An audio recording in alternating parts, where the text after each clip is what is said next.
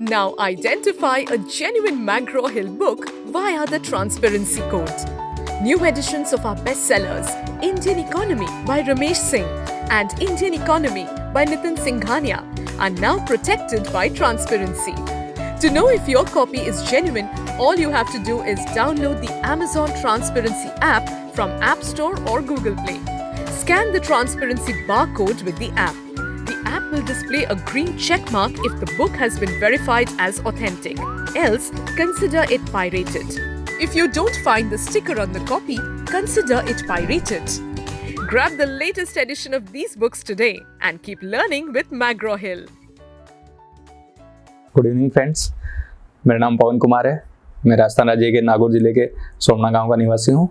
मेरे फादर एक truck driver है और इस साल यूपीएससी मैंने हिंदी मीडियम से सिविल सर्विसेज एग्ज़ाम में 551 रैंक प्राप्त की है। इस वीडियो में मैं आपके साथ जो यूपीएससी की एक जर्नी है और यूपीएससी जो नए लोग हैं जो तैयारी करना चाह रहे हैं तो उनके लिए क्या स्ट्रेटजी फॉलो करना चाहिए, इस चीज़ के बारे में आपसे डिस्कस करना चाहूँगा। तो यूपीएससी 3 लेयर एग्जाम है, प्रीलिम्स, मेंस और इंटरव्यू। प्रीलिम्स की हमें डिफरेंट स्ट्रेटजी होती है, मेंस की डिफरेंट होती है, इंटरव्यू डिफरेंट होती है। तो स्टार्टिंग में जो नए स्टूडेंट्स हैं उनके लिए मैं ये कहूँगा कि मेंस की पहले तैयारी करना चाहिए। मेंस का मतलब होता है कि आपका जो मेंस के 1, 2, 3, 4 पेपर और ऑप्शनल सब्जेक्ट, उसके बाद प्रीलिम्स की तैयारी करनी चाहिए। और जब एग्जाम होता है तो पहले प्रीलिम्स, फिर मेंस और फिर इंटरव्यू। प्रीलिम्स में जैसे मेरा ऐसा एक्सपीरियंस रहा है कि अभी मेरा लास्ट टाइम था और इसमें मुझे मेरा सिलेक्शन हुआ है, लेकिन प्रीलिम्स में मेरा कभी सिलेक्शन रुका नहीं है। हर बार मैंने प्रीलिम क्वालिफाई किया है। और जो बच्चे हिंदी मीडियम के हैं और जो कई सारे बच्चे हैं उनके लिए प्रीलिम्स एक बड़ा हर्डल बन जाता है। और उनका मेंस तो बहुत अच्छे से तैयार होता है, लेकिन दुर्भाग्य से उनको ऐसा होता है कि मौका ही नहीं मिलता मेंस लिखने का, क्योंकि सबसे बड़ी छंटनी जो होती है 5-6 लाख लोग जो एग्जाम देते हैं उसमें 10,000 लोग आप देख लो प्रीलिम्स क्वालिफाई करते हैं। और इसलिए प्रीलिम्स को हमें लाइट नहीं लेना है। और मैंने क्या स्ट्रेटजी अपनाई कि मेरा हर बार प्रीलिम्स क्लियर हुआ, तो इसके बारे में मैं आपको बताना चाहूँगा। कि सबसे पहले तो मैंने बेसिक बुक्स पढ़ी। यूपीएससी में जैसे मैंने प्रीलिम्स को 7 सेक्शन में बांट रखा है। मैंने जब भी अभी भी मैं प्रीलिम्स पढ़ता हूँ तो मैं इसी हिसाब से पढ़ता हूँ कि history, polity, geography, economy, environment, science tech and current affairs. तो हिस्ट्री के लिए मैं सबसे पहला काम यही करता हूँ, बुक्स ला के पहले टेबल पे रखो। हिस्ट्री के लिए जो है मैं एंशिएंट और मिडाइवल की तो मैं ले आता हूँ। ओल्ड एनसीईआरटी, मॉडर्न हिस्ट्री के लिए स्पेक्ट्रम लेके आता हूँ। और नए बच्चे हैं तो उनके लिए विपिन चंद्रा भी ठीक है, क्योंकि उसमें एक स्टोरी फॉर्मेट में दिया होता है चीज़ों को, ताकि फैक्ट है बाद में याद करना ईजी हो जाता है। जब स्टार्टिंग करते हैं तो एक स्टोरी के रूप में हमें समझना भी ज़रूरी होता है। उसके बाद जो आर्ट एंड कल्चर है उसके लिए आप नितिन सिंघानिया की जो बुक है उसको बेसिक बुक ले लो। पॉलिटी के लिए एम लक्ष्मीकांत लो। ज्योग्राफी के लिए जो है 11-12 की जो न्यू एनसीईआरटी है उनको ले लो। और साथ में जो वीडियोस हैं राजस्थानी मैम के हैं यूट्यूब चैनल पर, तो उन वीडियोस को देखो और ज्योग्राफी को समझने की कोशिश करो। फिजिकल ज्योग्राफी है वो बहुत डीप टॉपिक है, समझने वाला पार्ट है ज्योग्राफी। फिर इकोनॉमी के लिए मैंने वन स्टॉप सॉल्यूशन अपनाया, मृणाल सर। उनके जो मतलब स्टार्टर है वो तो मृणाल सर के जो वीडियोज है उनको अच्छे से देखे, बाकी उनकी पीडीएफ आ जाती है तो आप उसको कर सकते हो। मैं ये जो रणनीति बता रहा हूँ ये आप बिना कोचिंग गए कैसे सिलेक्शन प्राप्त कर सकते हैं उन लोगों के लिए बता रहा हूँ। और कोचिंग का रोल है बहुत कम हो गया है, 0.1% कोचिंग का रोल मान लो, 99.99% कैंडिडेट का रोल होता है सिलेक्शन में। और बहुत सारे ऐसे, जैसे मैंने जनरल स्टडीज़ की कोचिंग नहीं की और बहुत से ऐसे लोगों को जानता हूँ जो बिना कोचिंग गए सिलेक्ट हो जाते हैं। और कहीं ना कहीं हिंदी मीडियम में तो कोचिंग का जो रोल है वो नेगेटिव ही है, ज़्यादा पॉजिटिव नहीं है, क्योंकि बहुत सारा मैटर दे देते हैं और बच्चा पढ़ नहीं पाता। तो इसलिए जो हम्बल बैकग्राउंड से हैं, जो बिना कोचिंग गए अपने गाँव में रह के तैयारी करना चाहते हैं, उन लोगों के लिए फ़ायदेमंद चीज़ होगी। तो मैंने हिस्ट्री के लिए बताया, पॉलिटी, ज्योग्राफी, इकोनॉमी, एनवायरनमेंट और साइंस टेक। जब से आईएफएस इसके साथ होने लगा है तब से एनवायरनमेंट, इकोलॉजी, साइंस टेक का रोल बहुत बढ़ गया है। लगभग 1/3 क्वेश्चन आ जाते हैं और यहीं पे जो हम्बल बैकग्राउंड के बच्चे हैं वो मात खा जाते हैं। तो आप एनवायरनमेंट, इकोलॉजी और साइंस टेक के लिए जो है साइंस टेक का 2 पार्ट है, एक तो बेसिक साइंस, दूसरा है लेटेस्ट टेक्नोलॉजी। बेसिक साइंस में तो क्या है कि आप एनसीईआरटी पढ़ लो, साथ में कोई एक जैसे मैगजीन बुक आती है विजन आईएएस एक बुकलेट निकालता है बेसिक साइंस की, या रवि अग्रहरि सर है, उनकी बेसिक साइंस की बुक आती है, तो आप उसको पढ़ो और समझो। जैसे डेली साइंस है, बेसिक साइंस का मतलब है डेली साइंस। जैसे एसी का हम ऊपर क्यों लगाते हैं, जबकि जो रूम हीटर है वो नीचे क्यों लगाते हैं, हम जो टॉयलेटरी प्रिपरेशन होते हैं उनमें कौन से केमिकल्स हैं वो यूज करते हैं। तो इस तरह के यूपीएससी क्वेश्चन मतलब जनरल क्वेश्चन आते हैं। तो साइंस को आसपास आपके सब कुछ चीजें साइंस है, उसको देखो, चीजों को समझो। ये ट्यूबलाइट जैसे इसका यूपीएससी क्वेश्चन पूछो कौन से सिद्धांत पे काम करती है, एलईडी लाइट है, ट्यूबलाइट्स हैं, इनके बारे में पूछ लिया क्वेश्चन। तो ये जो भी है ये हमारे साथ आसपास जो चीजें दिख रही है यही साइंस है और यहीं से यूपीएससी क्वेश्चन पूछ रही है। फिर एनवायरमेंट इकोलॉजी के लिए मैं कहूँगा आपको, एक तो इकोलॉजी की एनसीईआरटी आती है 12th में, बॉटनी के साथ ही पार्ट होता है इकोलॉजी, उसको पढ़ो। फिर जो शंकर आईएएस है, हालांकि थोड़ा सा वो अपडेटेड नहीं आ रहा, तो उसमें आप गूगल सर्च करो, शंकर आईएएस के एनवायरमेंट बुकलेट परचेज करो और गूगल सर्च करो। गूगल सर्च का लेटेस्ट न्यूज़ आती है गूगल सर्च में, तो उसको करो। और पीएमएफ आईएएस के भी मैंने नोट्स पढ़े थे, तो पीएमएफ आईएएस के भी आप इसके ले लो, एनवायरमेंट इकोलॉजी के। तो इस तरह से आपके पास इतनी सी बुक्स होगी, इससे ज़्यादा नहीं होगी, या इतनी सी होगी। और जो दिल्ली में तैयारी कर रहे हैं तो उनमें उनके रूम में जाके देखना, बच्चों की एक लाइब्रेरी सी बन जाती है, मिनी लाइब्रेरी। जबकि इतने से बुक से हम कैसे प्रीलिम्स क्रैक कर सकते हैं। अब ने ये ले लिया, रिसोर्सेज बेसिक बुक्स ले ली। अब बुक्स तो सभी पढ़ते हैं, लेकिन बुक पढ़ने की एक प्रॉपर टेक्निक होनी चाहिए, और किस तरह से पढ़ना है ये चीज़ अब मैं आपको बताऊंगा। मैंने जो एक डॉक्टर जेके सोनी है जो राजस्थान कैडर आईएएस है, उनसे मेरी बात हुई थी। तो सर मैंने कहा कि कैसे पढ़ना होता है, तो तैयारी की स्टार्टिंग में उन्होंने मेरे को बताया था कि एक बुक लो और उसको बार बार पढ़ना है। स्टार्टिंग करो, रैपिड रीडिंग एक टेक्निक होती है। हमारा माइंड है वो चीज़ें जब हम बार बार मेमोराइज करते हैं तभी माइंड में जो परमानेंट मेमोरी उसमें जाती है।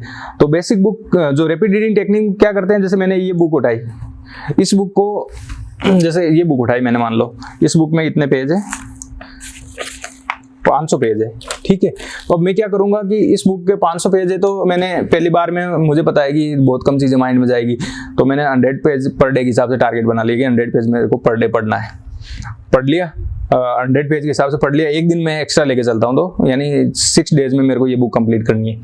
उसके बाद ये बुक कंप्लीट हो गई, मेरे दिमाग में कुछ चीज़ें माइंड में गई, कुछ क्वेश्चन जनरेट हुए बुक पढ़ते टाइम, कुछ ऐसे हुआ कि यार क्या है, एक मोटा मोटा पिक्चर बन गई। अब 15-20 दिन बाद जब मैं वापस इस बुक को पढ़ूँ, 5 दिन के बजाय उस टाइम में 3 दिन में पढ़ूंगा, मतलब 3 दिन लगेंगे मेरे को। उस टाइम थोड़ा सा इसको डिटेल से पढ़ूंगा, फिर धीरे धीरे मेरे को चीज़ें अगली बार पढ़ूंगा तो और इस तरह से पढ़ूंगा, तो मेरे को कम टाइम है जो 4 दिन 3 दिन ऐसे लगता जाएगा। और फिर जब 3-4 बार पढ़ लूंगा, उसके बाद मेरे को पता चल जाएगी इसमें ये काम की चीज़ें हैं, और ये ऐसे करके और मैंने 4-5 बार बुक पढ़ ली। साथ ही एक तो होता है रैपिड रीडिंग टेक्निक। अब दूसरा होता है कि प्रीवियस ईयर्स क्वेश्चन पेपर है उनको देखो, बार बार देखो, गो थ्रू करो। मैं क्या करता हूँ, अभी भी जैसे प्रीलिम्स देता हूँ ना, तो प्रीवियस ईयर्स क्वेश्चन पेपर को देखता हूँ, देखने के बाद मैं बुक पढ़ता हूँ। इसका फायदा ये होता है कि एक तो यूपीएससी किस तरह से क्वेश्चन पूछती है, मेरे माइंड में एक स्कीमा बन जाता है कि अच्छा यूपीएससी के ऐसे क्वेश्चन है। तो जब भी मैं बुक पढ़ूंगा तो हर एक टॉपिक को मैं इसी पर्पज से पढ़ूंगा कि इससे क्या क्वेश्चन बन सकता है। आप भी हमेशा ये ध्यान रखना कि ऐसे नहीं डिफॉल्ट मोड में पहले से शुरू किया और लास्ट तक पढ़ते जा रहे हैं, बस इसी पर्पज से पढ़ना है कि किस तरह से यूपीएससी क्वेश्चन पूछता है। जैसे लक्ष्मीकांत है, पॉलिटी के लिए सभी लोग पढ़ते हैं, चाहे स्टेट पीसीएस हो, यूपीएससी हो, चाहे टीचर्स का एग्जाम कोई सा ही हो, लेकिन सबके अप्रोच अलग होती है। जो लक्ष्मीकांत है तो इसमें जो यूपीएससी आर्टिकल्स को ज़्यादा इंपॉर्टेंस नहीं देती, बेसिक अंडरस्टैंडिंग को इंपॉर्टेंस देती है। तो मैं पढ़ूंगा तो इस पर्पज से पढ़ूंगा। और अगर जो अदर जो एग्जाम है जहाँ फैक्चुअल क्वेश्चन पूछे जाते हैं तो वहाँ पर उनकी अप्रोच अलग होगी, वो फैक्ट पे ज़्यादा इंपॉर्टेंस देंगे और कंसेप्ट को नहीं। ये चीज़ें आप ध्यान रखना। तो यूपीएससी की तैयारी में एक तो हो गया प्रीवियस ईयर क्वेश्चन पेपर करना है आपको। डीकेटी यूपीएससी सीएससी, अगर आप केवल सिविल सर्विस परीक्षा के प्रीलिम्स, मेंस और इंटरव्यू के वीडियो देखना चाहते हैं तो सब्सक्राइब करें डीकेटी यूपीएससी सीएससी चैनल। यहाँ आपको टॉपर्स के वीडियो रैंक के हिसाब से अरेंज मिलेंगे। चैनल के लिंक के लिए डिस्क्रिप्शन बॉक्स में जाएं। ठीक है, उसके बाद बुक पढ़ो, रैपिड रीडिंग से पढ़ो और इस तरह से पढ़ो कि इसमें से क्या क्वेश्चन पूछा जा सकता है, प्रीलिम्स में क्या क्वेश्चन पूछा जा सकता है, मेंस में क्या क्वेश्चन पूछा जा सकता है। तो इस तरह से आप अपनी एनर्जी को सही वे में चैनलाइज कर सकते हैं। नहीं तो बहुत बार ऐसा होता है कि लोगों को मतलब प्रीलिम्स है, अगर अप्रोच आपकी सही नहीं रही तो प्रीलिम्स भी क्लियर नहीं हो पाता। ठीक है, तो इस तरह से हम प्रीलिम्स है वो कम टाइम में और जो है लिमिटेड रिसोर्सेज में कर सकते हैं। फिर आता है करंट अफेयर्स। ये सबसे हेडेक वाला टॉपिक होता है न्यू कमर के लिए कि यार मैं क्या क्या पढ़ूं, इतना ज़्यादा, मतलब कई तो न्यूज़पेपर बता देते हैं, 2-3 तो न्यूज़पेपर, ये पढ़ लो, हिंदू पढ़ लो, इंडियन एक्सप्रेस पढ़ लो, दैनिक जागरण पढ़ लो। फिर मैगजीन्स आती है, हर कोचिंग का अपना स्टडी मटेरियल देते हैं। फिर आजकल तो यूट्यूब पे करंट अफेयर्स के एनालिसिस आने लग गया, बुक के आ रहे हैं, एडिटोरियल आ रहा है, ये आ रहा है, वो आ रहा है। मैं बता रहा हूँ, मैंने खुद ने इस इनिशियल स्टेज में बहुत टाइम वेस्ट कर दिया था करंट अफेयर्स के पीछे। ये पढ़ रहा हूँ, खत्म ही नहीं हो रहा करंट अफेयर्स, तो अथाह है। तो इसके लिए सबसे बेस्ट चीज़ है 1 न्यूज़पेपर 1 मैगजीन का फंडा रखो। 1 न्यूज़पेपर 1 मैगजीन। 1 न्यूज़पेपर कौन सा पढ़ना है? मेरे हिसाब से थोड़ा मॉडरेट है, इंडियन एक्सप्रेस, ठीक है, और या फिर हिंदी मीडियम के तो आप दैनिक जागरण को देख लो। और दूसरा 1 मैगजीन है विजन IAS की, मंथली मैगजीन आती है, 100 के आसपास पेज जाते हैं, तो मैं उसको सबसे बेस्ट मानता हूँ। और न्यूज़पेपर में भी पढ़ो तो थोड़ा सा अलर्ट हो गए चीज़ों को पढ़ना। बहुत बार होता है कि न्यूज़, मतलब एक ही न्यूज़ को आप डिफरेंट न्यूज़पेपर में देखोगे तो कहीं ना कहीं ट्विस्टेड या मतलब जो भी है, मतलब तो इन चीज़ों से थोड़ा ऊपर उठ के खुद की बेसिक अंडरस्टैंडिंग करना चीज़ों की, खुद से अपना जो है हर चीज़ पे अपना ओपिनियन रखना, ओपिनियन पहले बिल्डअप करना। ऐसे नहीं कि जो न्यूज़पेपर कह रहा है हम उसी को ही मान लें, अपना भी कुछ इनपुट रखना। मेरे से पूछा था कि जो है रशिया यूक्रेन वॉर इस बार कि आपका कुछ एनालिसिस बताओ रशिया यूक्रेन वॉर पे। तो मैंने कहा सर, जब ये वॉर स्टार्ट हुआ था तो मैंने ये प्रेडिक्ट किया था कि अगर रशिया जल्दी जीत गया तो चाइना हो सकता है इंडिया के बॉर्डर्स पे एग्रेसिव हो जाए या ताइवान बॉर्डर पे, और अगर वॉर लंबा खींचा तो दोनों का एट्रिजन होगा। रशिया को बहुत ज़्यादा लॉस होगा, इकोनॉमिक लॉस और मिलिट्री लॉस, और इस वजह से चाइना है वो कहीं ना कहीं रिकॉन्सिलेटरी टोन में आएगा, अग्रेशन उसका कम होगा। और मैंने कहा अभी चाइनीज़ फॉरेन मिनिस्टर की इनवाइटेड जो विजिट हुई है इंडिया की, तो वो एक इस चीज़ को शो करती है। तो इस तरह से चीज़ों को बियॉन्ड न्यूज़पेपर जाके आप चीज़ों को समझने की कोशिश करना, हर एक चीज़ का एनालिसिस, चिंतन सबसे इंपॉर्टेंट चीज़ है, उसी से आपकी थॉट प्रोसेस डेवलप होगी। तो इस तरह से आप प्रीलिम्स को आप क्लियर कर सकते हो, और जो थॉट प्रोसेस या एनालिसिस या जो चिंतन बताई, इससे आपका मेंस की तैयारी, ऐसे की तैयारी है वो बिल्डअप होगी, आपकी खुद की थॉट, खुद के विचार आने लग जाएंगे। इंटरव्यू में भी इस चीज़ से आपको फ़ायदा मिलेगा। Now identify a genuine McGraw-Hill book via the Transparency Code. New editions of our bestsellers Indian Economy by Ramesh Singh and Indian Economy by Nitin Singhania are now protected by Transparency. To know if your copy is genuine, all you have to do is download the Amazon Transparency app from App Store or Google Play. Scan the Transparency barcode with the app. The app will display a green check mark if the book has been verified as authentic. Else, consider it pirated. If you don't find the sticker on the copy, consider it pirated. Grab the latest edition of these books today and keep learning with McGraw-Hill. Mains के लिए मैंने क्या किया था कि जो Hindi medium के बच्चे हैं उनके साथ मेंस में दिक्कत ये आती है कि उनके लिए अच्छे गाइड, मेंटर, टेस्ट सीरीज बहुत कम अवेलेबल हो पाती है। और इंग्लिश मीडियम में तो मैंने ये देखा है कि 1-to-1 मेंटरशिप के भी प्रोग्राम्स आ गए कि यूथ हैं जो जिनके अभी अटेम्प्ट पूरे हुए हैं, जिनका यूपीएससी का अच्छा एक्सपीरियंस है, तो वो बच्चों को गाइड कर रहे हैं, पीयू सर और ऐसे कुछ 2-4 जन हैं जिनका नाम सुना था मैंने। हिंदी मीडियम में थोड़ी सी ये दिक्कत आती है। मैंने क्या किया था कि एक धर्मेंद्र जाखड़ सर है, उनका कई बार मेंस का बहुत अच्छे मार्क्स आए, तो उनका अच्छा एक्सपीरियंस है, तो मैंने उनको फॉलो किया था और मेंस में मेरे 100 मार्क्स का इंप्रूवमेंट हुआ था लास्ट टाइम से। तो इसलिए मैं कह रहा हूँ कि यूपीएससी मेंस के लिए आप है ना टेस्ट सीरीज करो और डेली लिखो, 2-3 आंसर है वो उनको डेली लिखो, और हर एक चीज़ के जो मेंस के जो भी सिलेबस के जो भी टॉपिक है मेंस में दिए हुए हैं, उन टॉपिक्स पर आपके पास 5 पॉइंट्स होने चाहिए। हर एक टॉपिक, जैसे सेकुलरिज्म आया तो सेकुलरिज्म क्या कंसेप्ट है, क्या चीज़ें हैं, क्या इसके जो इंडिया में क्या इसके तत्व हैं जो सेकुलरिज्म है, क्या इसके तत्व हैं जो इंडियन सोसाइटी कॉन्स्टिट्यूशन जो सेकुलरिज्म के अगेंस्ट हैं, और ये चीज़ें ऐसे करके हर एक टॉपिक पे 5 पॉइंट्स होने चाहिए आपके पास मेंस के लिए।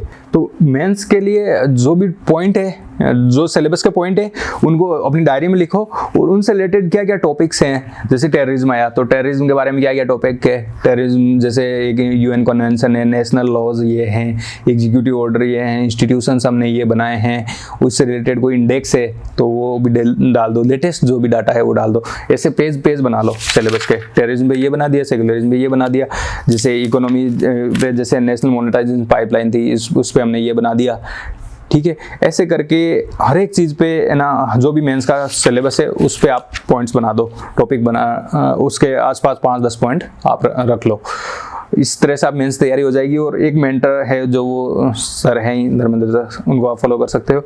और साथ में डेली लिखो, ऑप्शनल की आप टेस्ट सीरीज ज्वाइन करो और GS की भी मैं तो सजेस्ट करूंगा आप टेस्ट सीरीज ज्वाइन करो और डेली खुद से भी लिखो, प्रीवियस ईयर के क्वेश्चन पेपर है ना उनको भी लिखो आप, और इस तरह से आप मेंस की तैयारी कर सकते हो।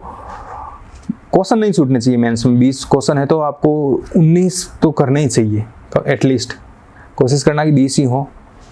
और इस तरह से आप अच्छे से राइटिंग प्रैक्टिस है उससे आप मेंस क्वालिफाई कर सकते हो।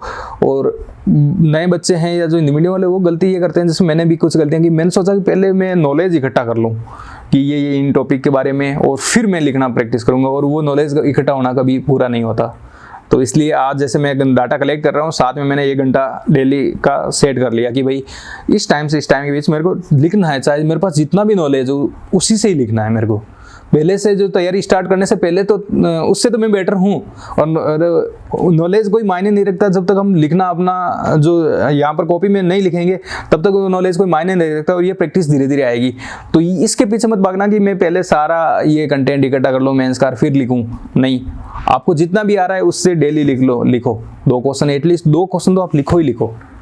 और इंटरव्यू के लिए मैं ये कहूँगा कि आप एक बैलेंस्ड पर्सनैलिटी होनी चाहिए, कॉन्फिडेंस होना चाहिए वहाँ पे। ऐसा नहीं हो कि इंटरव्यू बोर्ड में जा रहे हो और आपको जो क्वेश्चन पूछ रहे हैं तो आप उनको जवाब नहीं दे पा रहे हो।